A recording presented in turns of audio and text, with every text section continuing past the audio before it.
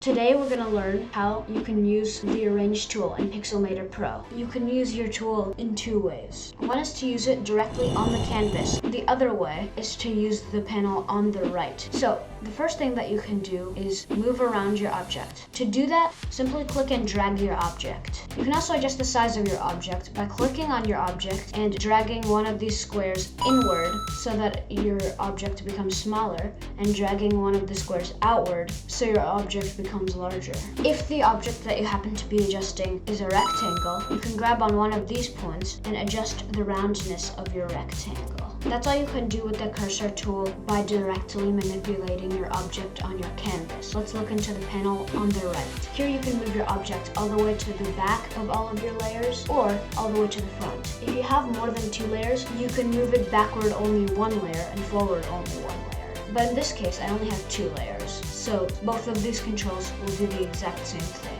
Another thing you can do is move around your shape by aligning it to certain points on your canvas. Here, you can also change the size of your object by entering any value or using the arrows. You can also rotate your shape by either bringing around this circle or entering any value you want. If your shape isn't symmetrical on both of its sides, you can use the flip tool to flip it around, although my shape is symmetrical. You can also flip the top and bottom. Here, you can also round your corners by using a slider or entering a value. You can also change the properties of your rectangle from a rounded rectangle to a smooth rectangle. Then you can change how smooth you want your rectangle to be. You can also individually adjust the corners of your object. To use the next panels, you're going to need to select more than one object.